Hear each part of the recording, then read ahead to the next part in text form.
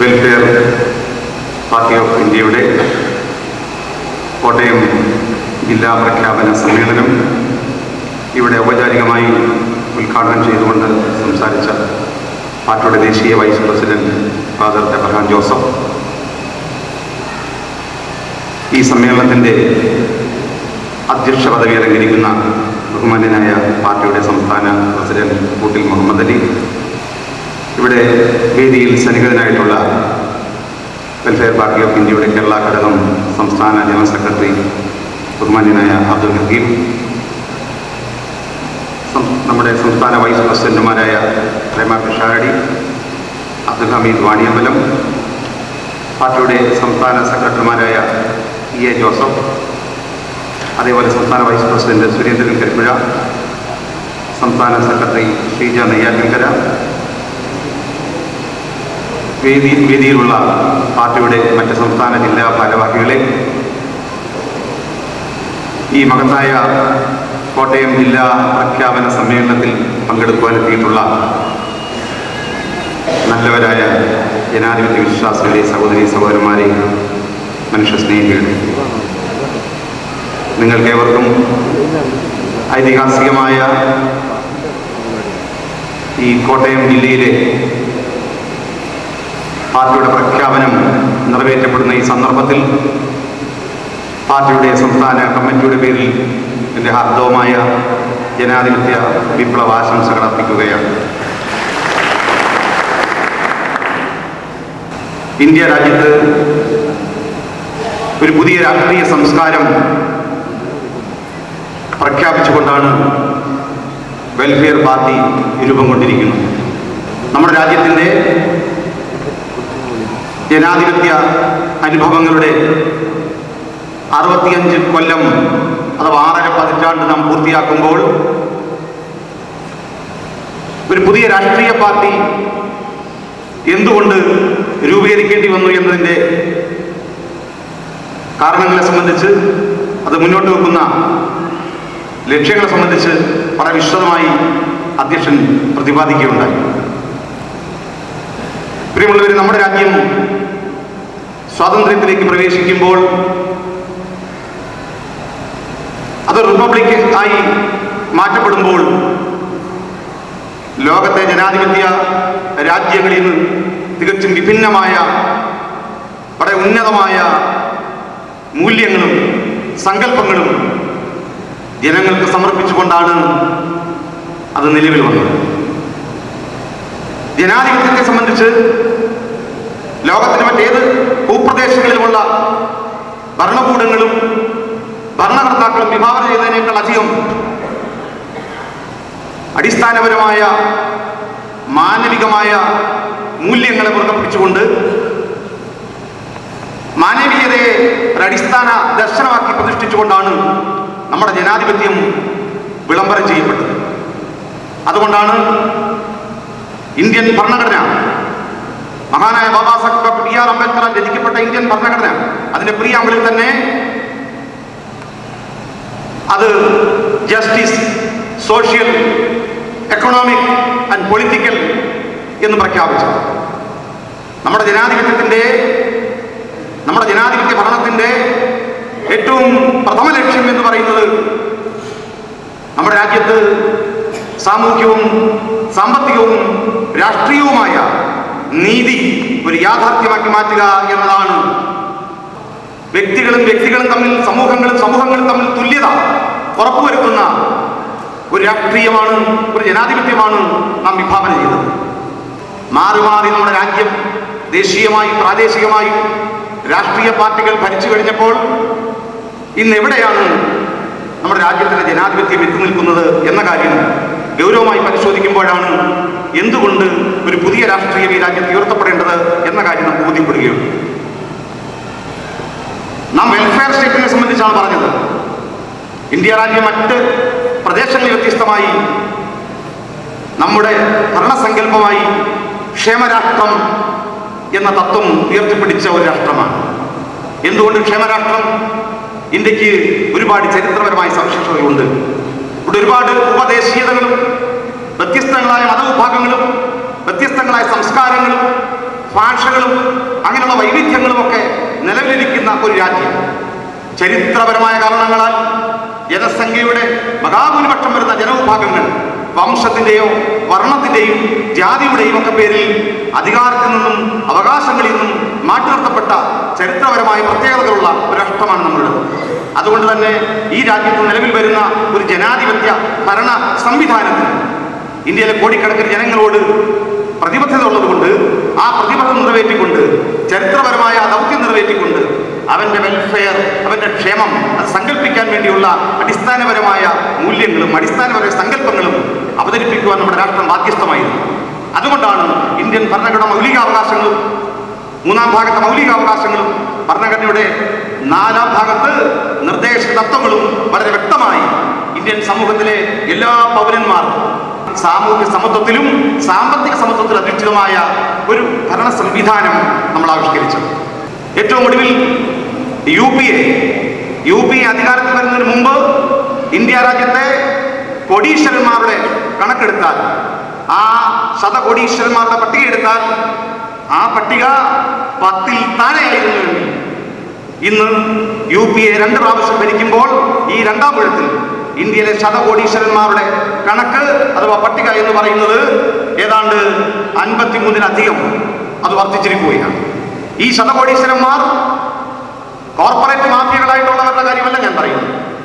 ഇന്ത്യയിലെ അതിസമ്പന്നന്മാരായ മുതലാളിമാരുടെ കണക്കല്ല പറയുന്നത്. ശതകോടീശ്വരന്മാരായിട്ടുള്ള രാഷ്ട്രീയക്കാരുടെ കണക്കാണ്. ഏറ്റവും ചുരുങ്ങിയത് ഇന്ത്യയിലെ പാർലമെന്റ് അംഗങ്ങളിൽ നിങ്ങൾ അന്വേഷിക്കേണ്ടതുണ്ട്, നിങ്ങൾ പരിശോധിക്കേണ്ടതുണ്ട്. നമ്മുടെ പാർലമെന്റ് അംഗങ്ങളിൽ 345 പേർ കോടീശ്വരന്മാരാണ്, അതിസമ്പന്നന്മാരാണ്. ഇന്ത്യയിലെ കോടീശ്വരന്മാരുടെ പട്ടിക, ശതകോടീശ്വരന്മാരുടെ പട്ടിക ഈ രാഷ്ട്രീയ പാർട്ടികൾക്ക് പുറത്ത് പരിശോധിക്കുമ്പോഴാണ് അവര് ഏതാണ്ട് 10-ൽ താഴെ നിന്ന് 53 പേരായി വർദ്ധിച്ചിരിക്കുന്നു.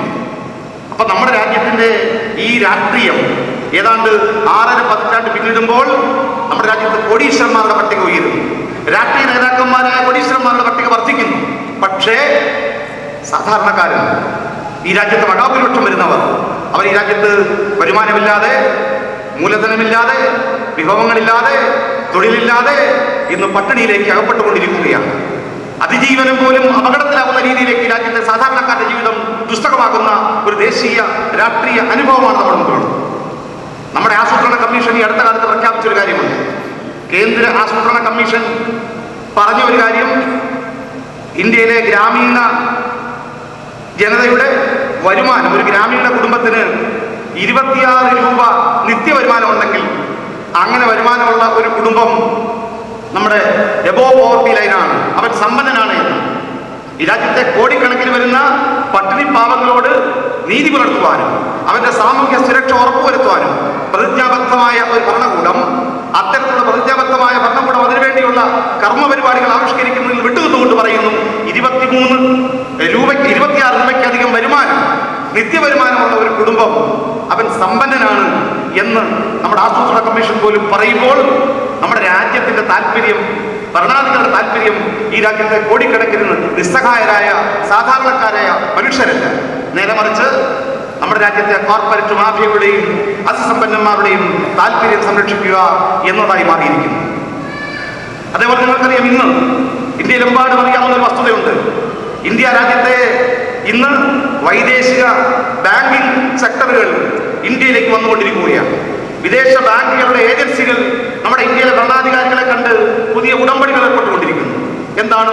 വിദേശ രാജ്യങ്ങളിൽ നിന്ന് കോടിക്കണക്കിന് രൂപയുടെ foreign investment, foreign direct investment നമ്മുടെ രാജ്യത്തേക്ക് കൊണ്ടുവരാൻ അവർ ആഗ്രഹിക്കുന്നു. നമ്മുടെ ഇൻഷുറൻസ് മേഖലയും നമ്മുടെ ബാങ്കിംഗ് മേഖലയും എല്ലാം വൈദേശികമായ സാമ്പത്തിക ശക്തികൾ ഇന്ന് കണ്ണുവച്ചിരിക്കുന്നു. നമ്മുടെ മൻമോഹൻ സിംഗിനെ പോലും ഏറ്റവും അടുത്ത കാലത്ത് അമേരിക്കയിലെ ഏറ്റവും വലിയ വ്യവസായി വന്ന് കണ്ടത് ഇന്ത്യയുടെ ഇൻഷുറൻസ് സെക്ടറിൽ കോടിക്കണക്കിന് രൂപയുടെ, ബില്യൺ കണക്കിന് ഡോളറിന്റെ വിദേശ നിക്ഷേപം, ആ വിദേശ നിക്ഷേപം നടത്തിക്കൊണ്ട് ഇന്ത്യയുടെ ഇൻഷുറൻസ് സെക്ടറിനെ കൈയടക്കാൻ വേണ്ടിയാണ് അമേരിക്കൻ വ്യവസായിയായ വാറൻ ബഫറ്റ് മൻമോഹൻ സിംഗിനെ കാണുകയും മൻമോഹൻ സിംഗിന്റെ കയ്യിൽ നിന്ന് ഉറപ്പ് വാങ്ങുകയും ചെയ്തത്. അതുകൊണ്ട് ഇന്ത്യയിലെ സാധാരണക്കാരനെ അവഗണിച്ചുകൊണ്ട്, ഇന്ത്യയിലെ മഹാഭൂരിപക്ഷ ജനങ്ങളെ അവഗണിച്ചുകൊണ്ട് ഒരു അതിസമ്പന്ന ന്യൂനപക്ഷത്തിന്റെ താല്പര്യം സംരക്ഷിക്കുന്നവരായി നമ്മുടെ ജനാധിപത്യ ഇന്ത്യയിലെ ഭരണാധികാരികൾ മാറിയിരിക്കുന്നു. അതേപോലെ നമ്മുടെ രാജ്യത്തിന്റെ പാർലമെന്റ് നടപ്പിലാക്കിക്കൊണ്ടിരിക്കുന്ന ഓരോ പുതിയ പുതിയ നിയമനിർമ്മാണങ്ങൾ പരിശോധിക്കുകയാണെങ്കിൽ പലപ്പോഴും നമ്മുടെ രാജ്യത്തെ നിയമനിർമ്മാണ സഭകളിൽ നമ്മൾ വോട്ട് ചെയ്ത് അധികാരത്തിലെത്തിയിരിക്കുന്ന ജനപ്രതിനിധികളുടെ ഭൂരിപക്ഷത്തിന്റെ പിന്തുണയില്ലാതെ പ്രത്യേകമായ എക്സിക്യൂട്ടീവ് ഉത്തരവുകളിലൂടെ അവർ പുതിയ പുതിയ നിയമങ്ങൾ ഈ രാജ്യത്ത് ആവിഷ്കരിച്ചുകൊണ്ടിരിക്കുന്നു. അത്തരം നിയമങ്ങളിൽ ഏറ്റവും അപകടകരമായ ഒരു നിയമമാണ് ആണവ ബിൽ എന്ന് പറയുന്നത്. നമുക്കറിയാം, ആണവ ബില്ല് ഇന്ത്യൻ പാർലമെന്റിൽ നിയമമാകുമ്പോൾ ആണവോർജ്ജം ഉൽപ്പാദിപ്പിക്കുന്നതിന്റെ പേരിൽ യൂറോപ്യൻ രാജ്യങ്ങളിൽ നിന്ന് സാങ്കേതിക വിദ്യയും അതേപോലെയുള്ള ഉപകരണങ്ങളും വിലക്ക് വാങ്ങുവാൻ നമ്മുടെ രാജ്യം തീരുമാനിക്കും. കോടിക്കണക്കിന് രൂപയുടെ ഈ വിദേശ ഉൽപ്പന്നങ്ങൾ വാങ്ങുമ്പോൾ, സാങ്കേതിക വിദ്യ വാങ്ങുമ്പോൾ, ആ സാങ്കേതിക വിദ്യയും ഉൽപ്പന്നങ്ങളും ഒക്കെ ഉപയോഗിച്ചുകൊണ്ട് ആണവ പരീക്ഷണങ്ങളും അതേപോലെ ഊർജ ഉൽപാദന മേഖലയിൽ ആണവ സാങ്കേതിക വിദ്യ ഉപയോഗിക്കുമ്പോൾ അതുമൂലം ഉണ്ടാകാവുന്ന ഇന്ന് ലോകരാജ്യങ്ങൾ ഏറ്റവും അധികം ഭയപ്പെടുന്ന ജപ്പാനും റഷ്യയുമെല്ലാം ഒരുപക്ഷെ വലിയ വലിയ ദുരന്തങ്ങൾക്ക് സാക്ഷ്യം വഹിച്ച അത്തരം പരീക്ഷണങ്ങൾ, ആ പരീക്ഷണങ്ങൾ ഒരുപക്ഷെ പരാജയപ്പെടുകയാണെങ്കിൽ, വലിയ അപകടങ്ങൾ ഉണ്ടാവുകയാണെങ്കിൽ ഇന്ത്യയിലെ കോടിക്കണക്കിന് ജനങ്ങൾ ചുട്ടിചാരമാകാൻ ഒട്ടും താമസമില്ല. അത്തരത്തിൽ കോടിക്കണക്കിന് ജനങ്ങളുടെ ജീവന് നേരെ അപകടമുയർത്തുന്ന ഇത്തരം പരീക്ഷണങ്ങൾക്ക് സാങ്കേതിക വിദ്യയ്ക്ക് ഇന്ത്യ എന്തുകൊണ്ട് ഒത്താശ ചെയ്യുന്നു? ഇന്ത്യൻ പൗരന്മാരുടെ ഭാവിയെ സംബന്ധിച്ച ഉത്കണ്ഠ പാർലമെന്റ് ചർച്ചയ്ക്ക് വന്നപ്പോൾ നമ്മുടെ പാർലമെന്റ് അഥവാ ഗവൺമെന്റ് സ്വീകരിച്ച നടപടി എന്താണെന്ന് എനിക്കറിയണം. അവർ പറഞ്ഞത് 5 വർഷക്കാലത്തേക്ക് ഈ ആണവ സാങ്കേതിക വിദ്യ ഉപയോഗിക്കുന്നതിന്റെ പേരിൽ എന്തെങ്കിലും അപകടങ്ങൾ ഇന്ത്യ രാജ്യത്ത് ഉണ്ടാവുകയാണെങ്കിൽ, ഈ രാജ്യത്തെ ജനങ്ങളുടെ ജീവന് എന്തെങ്കിലും അപകടം ഉണ്ടാവുകയാണെങ്കിൽ അതിന്റെ ഉത്തരവാദികൾ ഈ ആയുധങ്ങളും ഉപകരണങ്ങളും എല്ലാം സപ്ലൈ ചെയ്യുന്ന വിദേശ കമ്പനികളായിരിക്കും, അവർക്കായിരിക്കും ഉത്തരവാദിത്വം, രാജ്യത്തിനല്ല എന്ന് പറഞ്ഞാൽ നഷ്ടപരിഹാരം ഈ വിദേശ കമ്പനികൾ നൽകണമെന്ന്. പക്ഷെ അതിന്റെ സമയപരിധി ആലോചിക്കണം. 5 വർഷം കഴിഞ്ഞാൽ പിന്നെ യാതൊരു വിധമായ ബാധ്യതയും ഒരുപക്ഷെ ഇവിടെ അപകടം വരുത്താവുന്ന ഇത്തരം പരീക്ഷണങ്ങൾ നടക്കുമ്പോൾ 5 വർഷത്തിന് ശേഷം വരുന്ന ഓരോ അപകടങ്ങളിലും ഈ വിദേശ കമ്പനികൾക്ക്, മറ്റ് യൂറോപ്യൻ അതിസമ്പന്നന്മാർക്ക് യാതൊരു വിധമായ ഉത്തരവാദിത്വം ഉണ്ടായിരിക്കുകയില്ല എന്ന് പറഞ്ഞുകൊണ്ട് അവരെ എന്നേക്കുമായി രക്ഷപ്പെടുത്തുകയാണ്. പലപ്പോഴും ഇത്തരം പരീക്ഷണങ്ങളിലൂടെയോ ഇത്തരം പ്രയോഗങ്ങളിലൂടെയോ അപകടം ഉണ്ടാകുന്നത് 10, 15, 20 വർഷം കഴിയുമ്പോഴായിരിക്കും.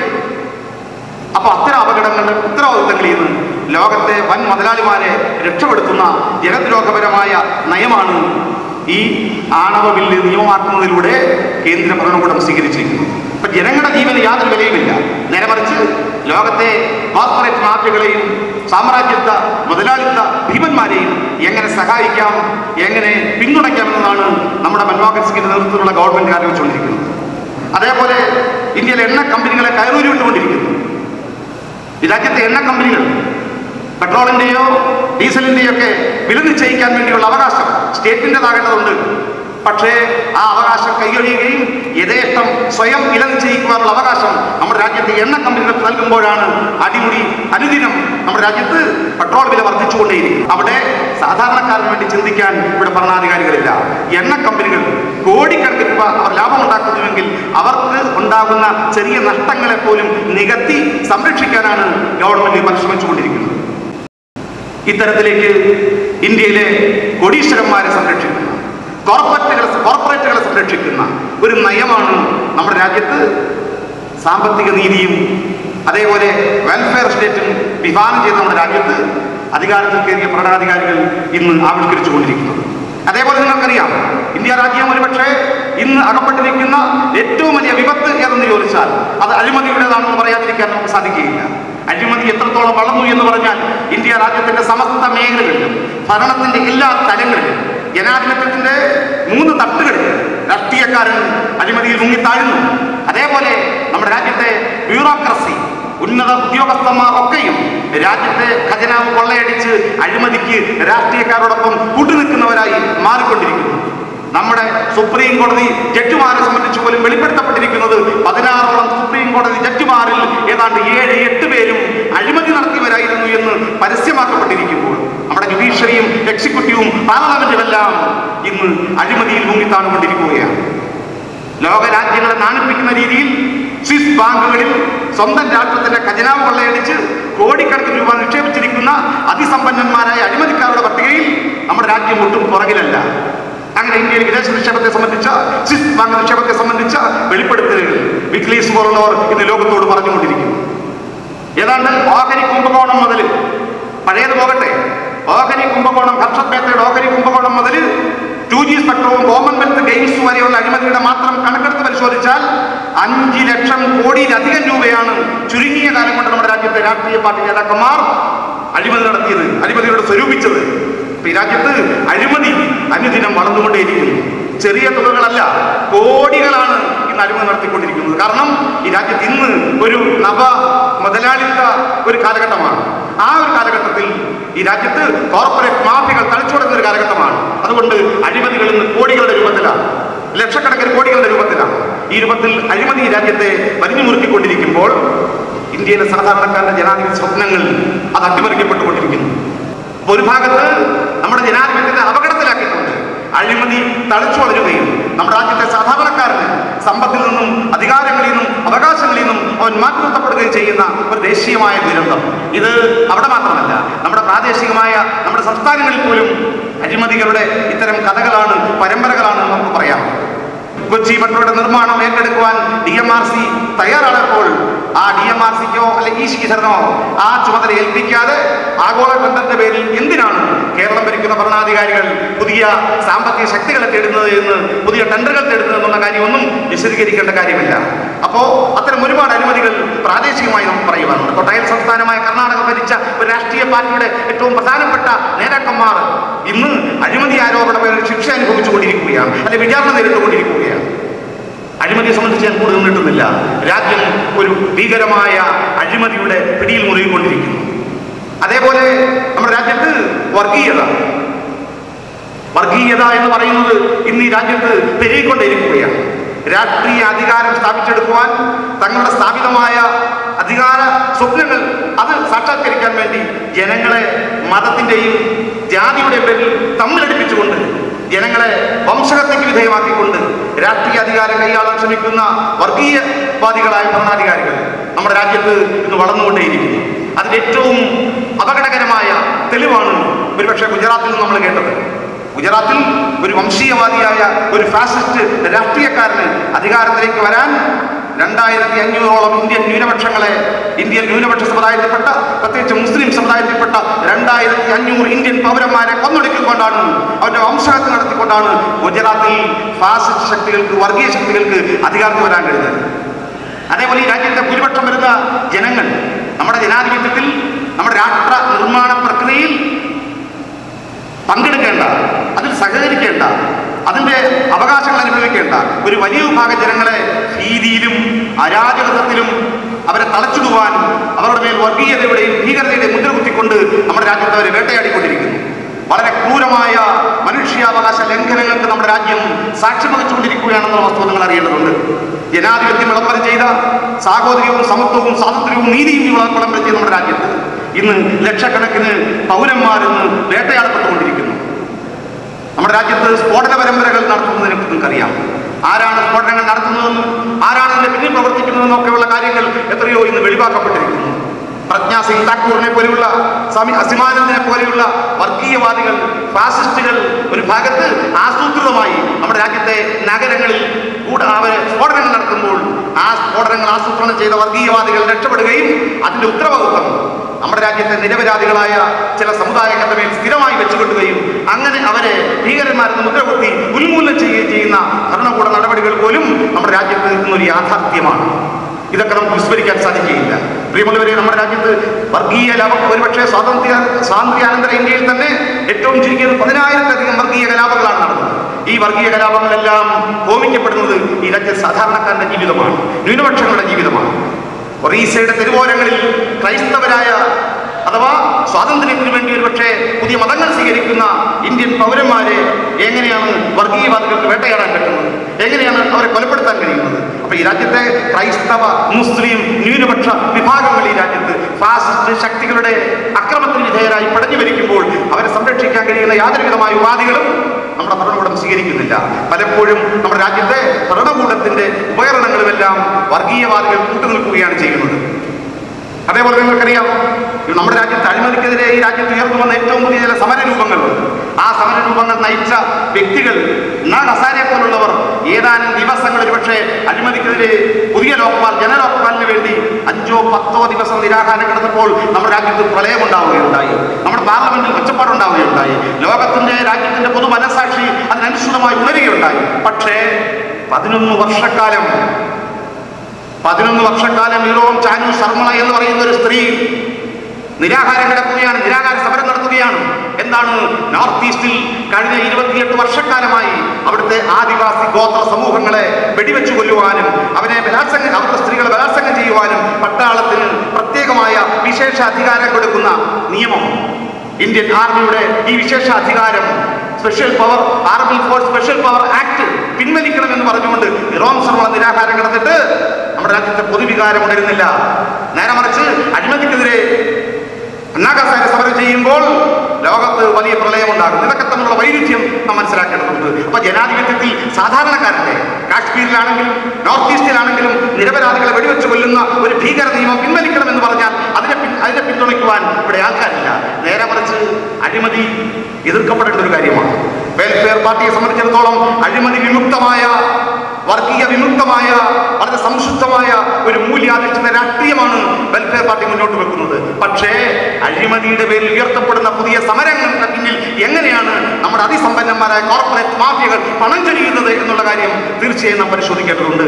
അഴിമതിയുടെ പേരിൽ ഉയർത്തപ്പെടുന്ന പൗരസമൂഹത്തിന് മേൽ രൂപപ്പെടുന്ന പുതിയ സംഘങ്ങൾക്കകത്ത് പോലും പണത്തിനും അതിന്റെ വീതം വെപ്പിനും വേണ്ടിയുള്ള മത്സരങ്ങൾ എങ്ങനെയാണ് പെരുകിക്കൊണ്ടിരിക്കുന്നതെന്നുള്ള കാര്യം നാം പരിശോധിക്കേണ്ടതുണ്ട്. അതുകൊണ്ട് നമ്മുടെ രാജ്യത്തെ അഴിമതിയെ അഭിമുഖീകരിക്കേണ്ടത്, നമ്മുടെ ജീവിതത്തിന്റെ സമസ്ത മണ്ഡലങ്ങളിൽ വ്യാപിച്ചുകൊണ്ടിരിക്കുന്ന അഴിമതിക്കെതിരായ സമഗ്രമായ ഒരു സമീപനം സ്വീകരിക്കുന്നതിന് പകരം രാഷ്ട്രീയ പാർട്ടിയുടെ നേതാക്കന്മാരെ മാത്രം ടാർഗറ്റ് ചെയ്യുന്ന, അഥവാ രാഷ്ട്രീയ മേഖലയിലെ അഴിമതി മാത്രം ടാർഗറ്റ് ചെയ്യുമ്പോൾ അഴിമതി നടത്തുന്ന കോർപ്പറേറ്റ് മാഫിയകളെ സംരക്ഷിക്കാൻ വേണ്ടിയുള്ള പുതിയ ശ്രമങ്ങൾ പോലും നമ്മുടെ രാജ്യം നടക്കുന്നു എന്ന കാര്യം നമുക്ക് വിസ്മരിക്കാൻ സാധിക്കുകയില്ല.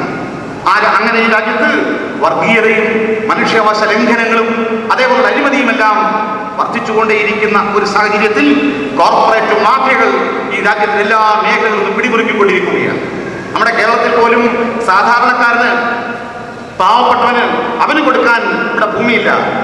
കേരളത്തിലെ ആദിവാസികൾ, കേരളത്തിലെ ദലിതുകൾ, ഭൂരഹിതരായ സാധാരണക്കാരൻ അവൻ ഭൂമി ചോദിക്കുമ്പോൾ നമ്മുടെ കേരളത്തിൽ ഉത്തരവാദിത്തപ്പെട്ട ഭരണകൂടം പറഞ്ഞത് കേരളത്തിൽ ഇനിയൊരു ഭൂപരിഷ്കരണത്തിന് സാധ്യതയില്ല എന്നാണ്.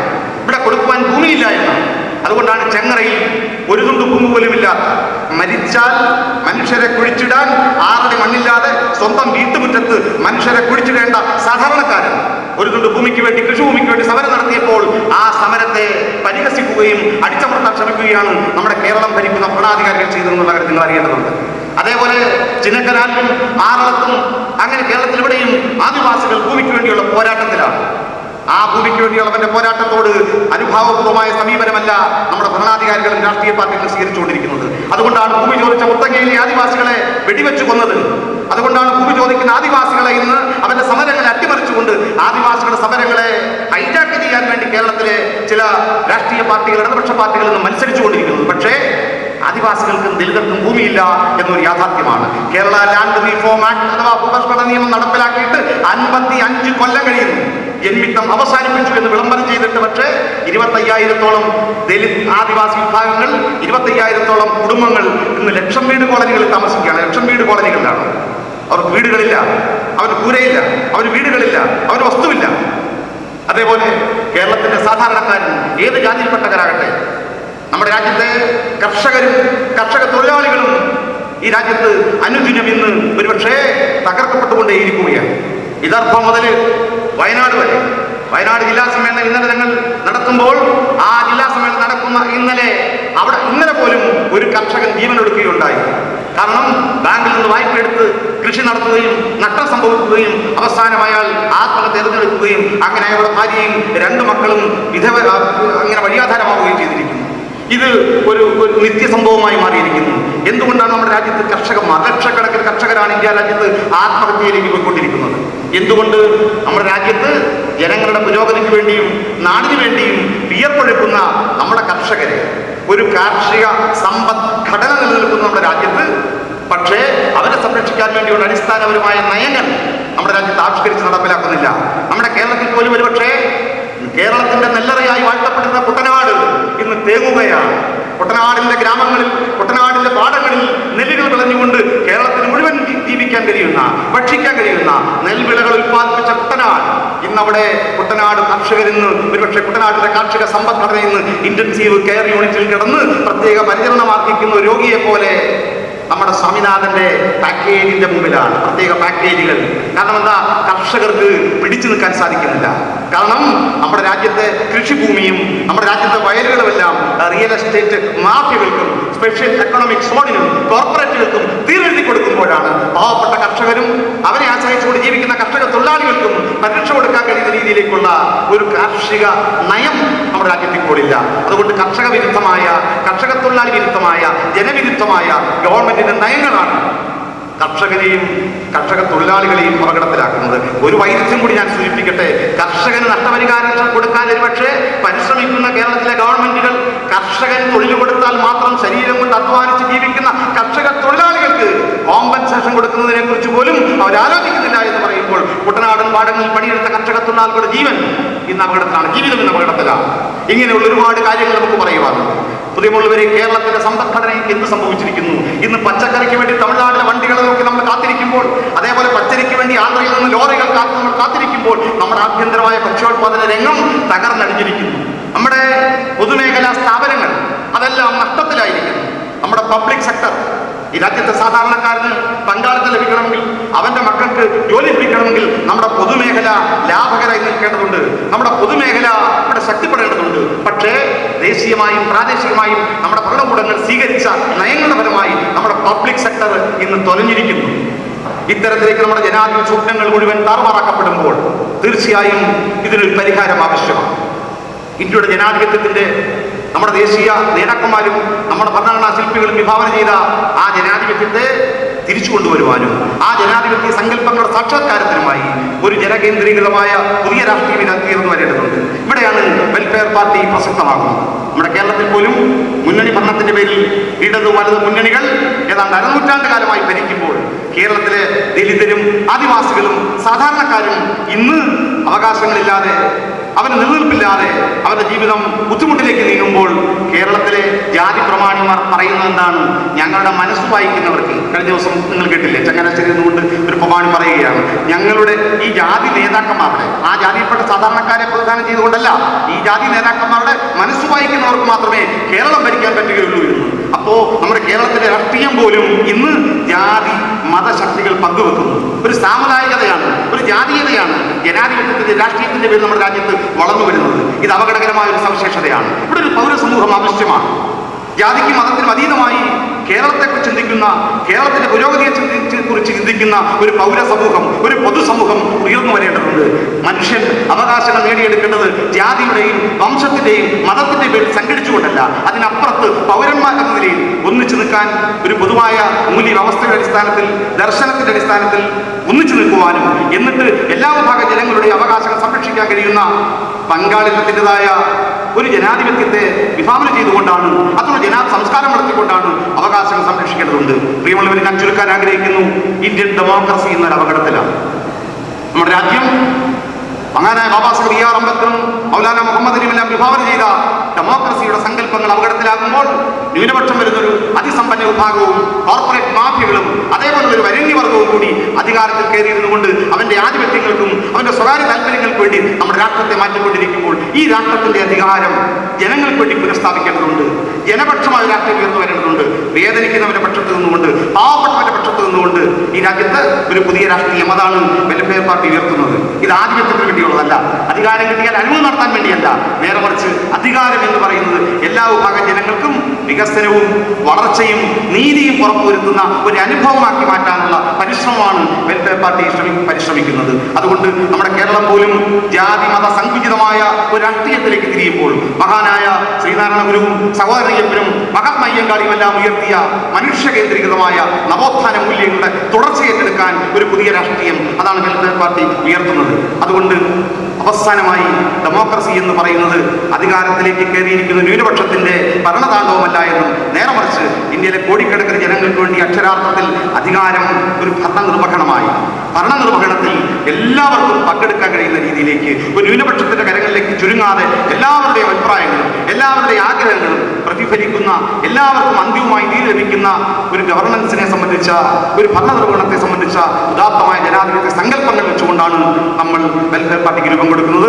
അതുകൊണ്ടാണ് നമ്മുടെ പൊളിറ്റിക്കൽ ഡെമോക്രസിയെ ഒരു സോഷ്യൽ ആൻഡ് എക്കണോമിക് ഡെമോക്രസിയാക്കി മാറ്റുക എന്ന ലക്ഷ്യത്തോടു കൂടിയുള്ള മഹത്തായ ലക്ഷ്യങ്ങളാണ് വെൽഫെയർ പാർട്ടി മുന്നോട്ട് വെക്കുന്നത്. പ്രിയമുള്ളവരെ, ആ നിലയ്ക്ക് ഒരു പുതിയ സംസ്കാരവും ഒരു പുതിയ മൂല്യവ്യവസ്ഥവും മുന്നിൽ വെച്ചുകൊണ്ട് നമ്മുടെയൊക്കെ ജീവിതം നമ്മുടെ നാടിന്റെ നന്മയ്ക്ക് വേണ്ടിയും നമ്മുടെ രാജ്യം ആഗ്രഹിക്കുന്ന അതിമഹത്തായ ജനാധിപത്യ സങ്കല്പങ്ങൾക്ക് വേണ്ടിയും സമർപ്പിച്ചുകൊണ്ട് ആദർശത്തിൻ്റെതായ ഒരു പുതിയ രാഷ്ട്രീയം, അഴിമതിയിലും വർഗീയതയിലും മുങ്ങിക്കുളിക്കുന്ന ഇന്നത്തെ സമകാലീന രാഷ്ട്രീയത്തിൽ ഒരു തിരുത്തൽ ശക്തിയായി മാറുവാനും, അങ്ങനെ കേരളത്തിൽ ഒരു പുതിയ ഇന്ത്യയിൽ ഒരു പുതിയ രാഷ്ട്രീയ സമ്മർദ്ദ ശക്തിയായി മാറുവാനും, അതിലൂടെ നാളെ ഈ സാധാരണക്കാര പ്രതിനിധികളായി അധികാരം കൈയാളി ആ അധികാരത്തിലൂടെ രാജ്യത്തിന്റെ ജനാധിപത്യത്തെ സംരക്ഷിക്കാൻ, വീണ്ടെടുക്കാൻ കഴിയുന്ന ഒരു ജനാധിപത്യ വിപ്ലവമാണ്, ജനാധിപത്യ രംഗത്തെ ഒരു പരിഷ്കരണമാണ് വെൽഫെയർ പാർട്ടി ലക്ഷ്യം വെക്കുന്നത്.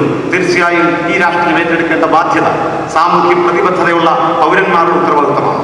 സമൂഹത്തോട് നമുക്കൊരു ഉത്തരവാദിത്തമുണ്ട്, നമുക്ക് പ്രതിബദ്ധതയുണ്ട്. അതുകൊണ്ട് ആ പ്രതിബദ്ധത നിർവഹിച്ചുകൊണ്ട് വെൽഫെയർ പാർട്ടി മുന്നോട്ട് വെക്കുന്ന ഈ അതിമഹത്തായ ലക്ഷ്യങ്ങൾ, ആ ലക്ഷ്യങ്ങൾ ഏറ്റുകൊണ്ട് ഈ പാർട്ടിയെ ഉൾക്കൊള്ളുവാനും ഈ പാർട്ടിയുടെ മഹത്തായ ജനാധിപത്യ സന്ദേശങ്ങൾ, വെൽഫെയർ ജനങ്ങളുടെ ക്ഷേമത്തിന് വേണ്ടിയാണ്, രാഷ്ട്രീയം പാർട്ടിക്ക് വേണ്ടിയും പാർട്ടി നേതാക്കന്മാർക്ക് വേണ്ടി എന്നതല്ല, നേരെ മറിച്ച് രാഷ്ട്രീയവും ജനാധിപത്യവും ഒക്കെ അടിസ്ഥാനപരമായി മനുഷ്യന് വേണ്ടിയാണെന്ന്, ജനങ്ങൾക്ക് വേണ്ടിയാണെന്ന തിരുത്തലുമായിട്ടാണ് നമ്മൾ ജനങ്ങളുടെ മുമ്പിലേക്ക് വരുന്നത്.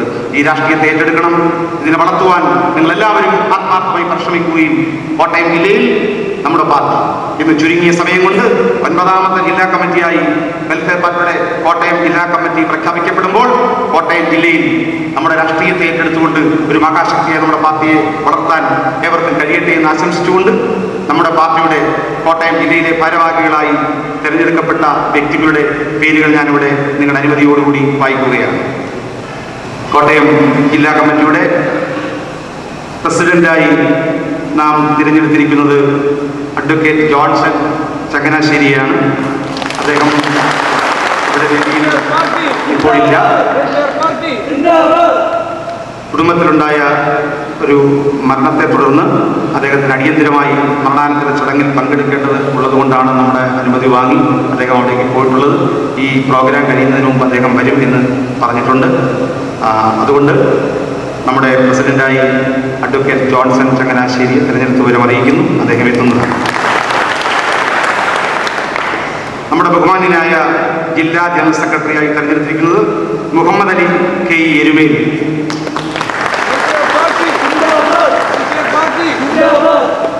നമ്മുടെ വൈസ് പ്രസിഡന്റുമാർ advocate P J Niyas Vazhoor, Shibu N D Kaduthuruthy, Sunny Mathew Kanakkary, Jessy Kuriakose Pala. നമ്മുടെ സെക്രട്ടറിമാർ T Siddique Parathodu, O S Abdul Kareem Kanjirappally, Sabu Ettumanoor, നമ്മുടെ ട്രഷറർ എ എം സമദ്. മറ്റ് ജില്ലാ കമ്മിറ്റി അംഗങ്ങളുടെയും പേരുകൾ വായിക്കുകയാണ്. A M A Khader Erattupetta, P A Noushad Changanassery, C R Damodaran Erumeli, Nissa Abbas Changanassery,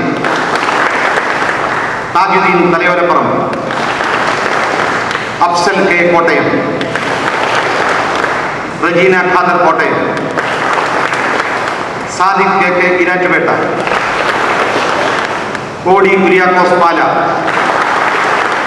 Naushad H Neelimangalam. നമ്മുടെ ഭാരവാഹികളായി തിരഞ്ഞെടുക്കപ്പെട്ട എല്ലാവർക്കും ഭാവാശംസകൾ നേർന്നുകൊണ്ട് ഞാൻ എൻ്റെ വാക്കുകൾ ഉപസംഹരിക്കുന്നു. ജയ് ഭീം.